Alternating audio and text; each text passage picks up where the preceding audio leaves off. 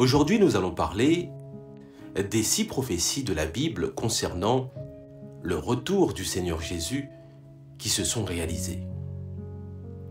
Nous sommes maintenant à la fin des derniers jours et il y a de nombreux frères et sœurs qui croient sincèrement au Seigneur Jésus en attendant son retour, qui doivent sûrement se poser cette question. Au chapitre 22 d'Apocalypse, verset 12, le Seigneur Jésus a annoncé « Voici, je viens bientôt ».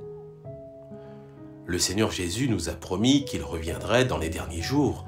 Alors, est-il maintenant revenu? Cette question est vraiment très importante pour nous chrétiens. Alors, comment, au juste, sommes-nous censés savoir si le Seigneur est vraiment revenu ou pas?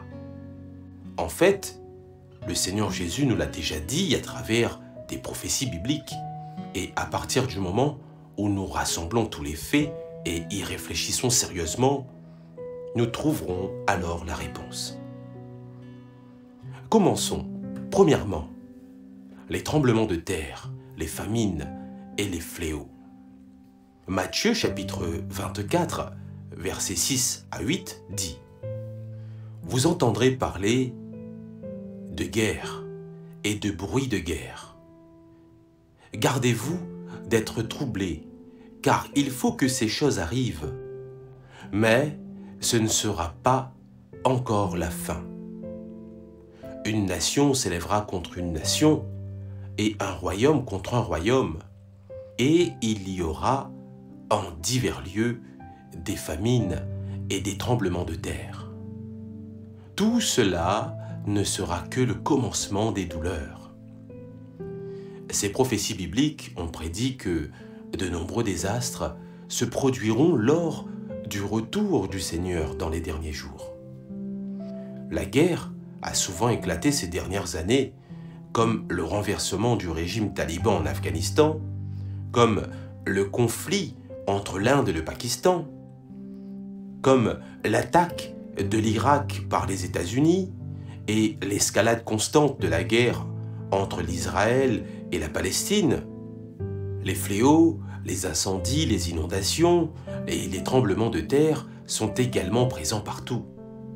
À noter en particulier le nouveau coronavirus, qui a fait son apparition en Chine en 2019 et s'est depuis lors répandu dans le monde entier. De graves incendies de forêt ont également éclaté en Australie en septembre 2019, tandis qu'une invasion de criquets pèlerins s'est produite en Afrique de l'Est, à l'autre bout de la planète. De nombreux pays étant désormais confrontés à la famine. En janvier 2020, l'Indonésie a subi une inondation. Et Terre-Neuve, au Canada, a été frappée par une tempête de neige unique. Des tremblements de terre ont eu lieu à Elazığ, en Turquie, dans le sud de Cuba, dans les Caraïbes et ailleurs. Ces signes montrent que ces prophéties bibliques se sont réalisées. Deuxièmement, l'apparition des anomalies célestes.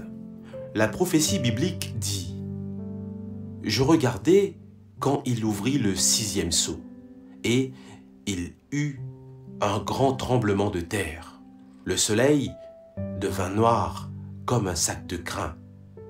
La lune entière devint comme du sang. » Apocalypse chapitre 6 verset 12 et dans Joël chapitre 2 verset 30 à 31 dit « Je ferai paraître des prodiges dans les cieux et sur la terre, du sang, du feu et des colonnes de fumée.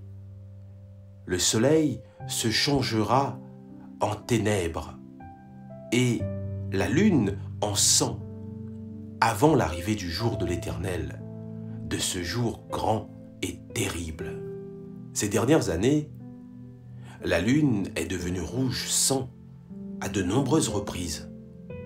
Par exemple, au cours des dernières années 2014 et 2015, une série de 4 lunes de sang a eu lieu et le 31 janvier 2018, il y a eu une superlune de sang bleu, qui n'apparaît qu'une seule fois tous les 150 ans.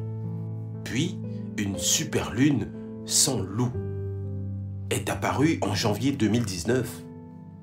Le phénomène prophétique du soleil devenant noir est également apparu et, en effet, il y a eu de nombreuses éclipses solaires totales, comme par exemple l'éclipse à Singapour le 26 décembre 2019.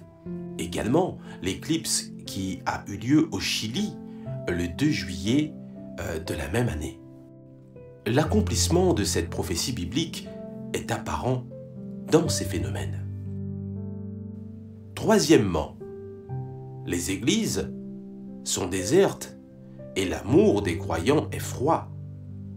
La prophétie biblique dit « Et parce que l'iniquité se sera accrue, la charité du plus grand nombre se refroidira. » Dans Matthieu, chapitre 24, verset 12.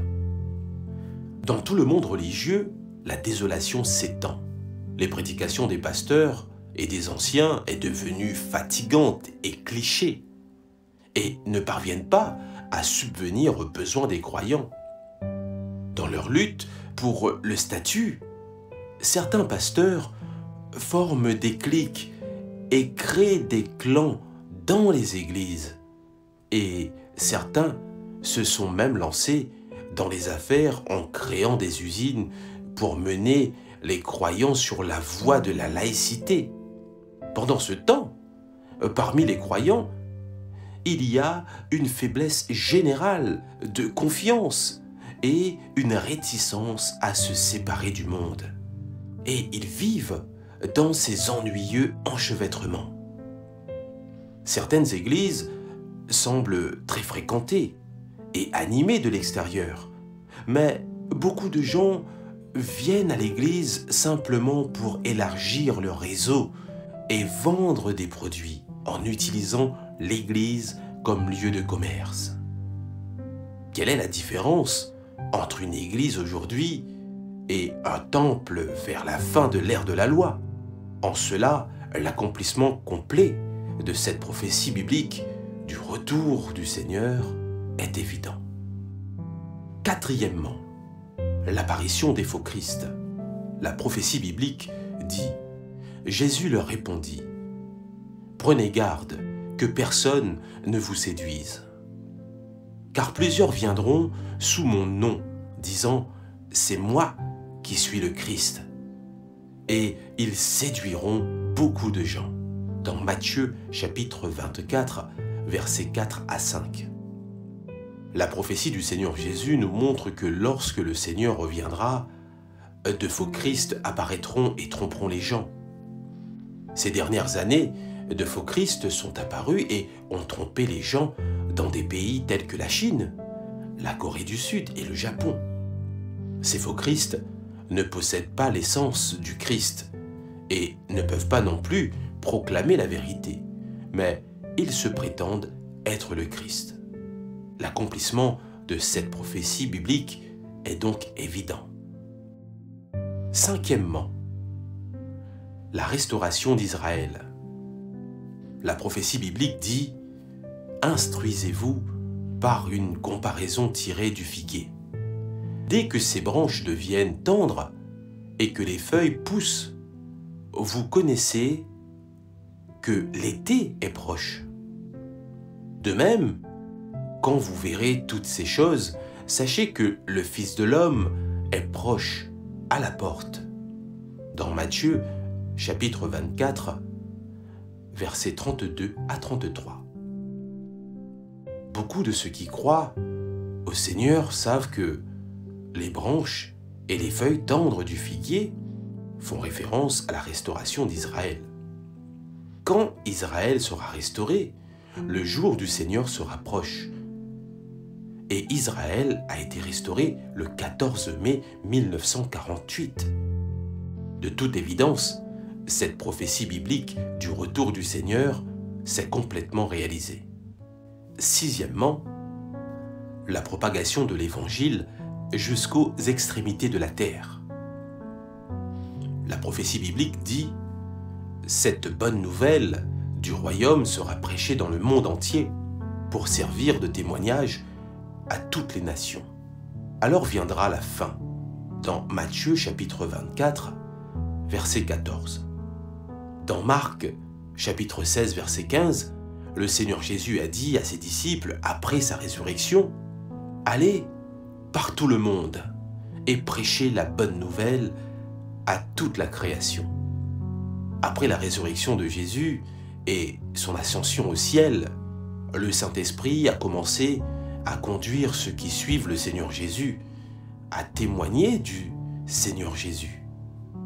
Aujourd'hui, les chrétiens se sont répandus dans le monde entier et de nombreux pays démocratiques ont adopté le christianisme comme religion d'État. Même en Chine, où le parti au pouvoir est athée, des dizaines de millions de personnes ont accepté l'évangile du Seigneur Jésus.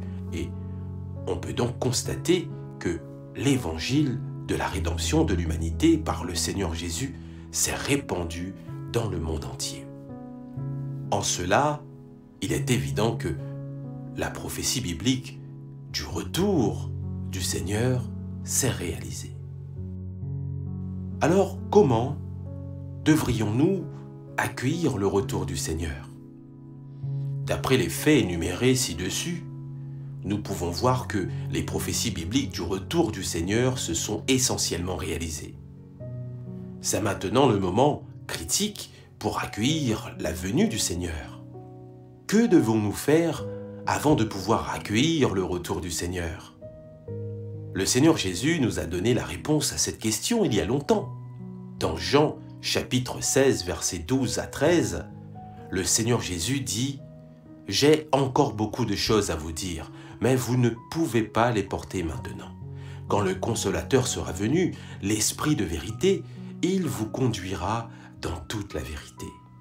Car il ne parlera pas de lui-même, mais il dira tout ce qu'il aura entendu, et il vous annoncera les choses à venir. » Dans l'Apocalypse, chapitre 3, verset 20 dit « Voici, je me tiens à la porte, et je frappe.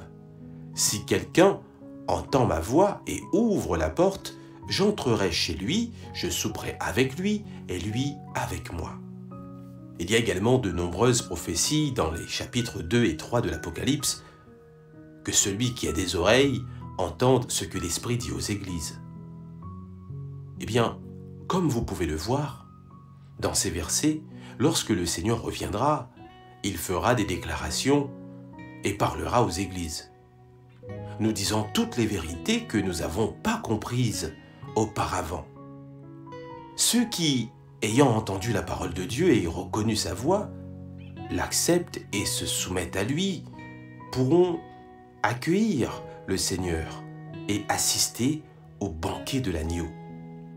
Ceux qui ne reconnaissent pas la voix de Dieu, en revanche, ne seront certainement pas des brebis de Dieu et ils seront exposés et éliminés par Dieu.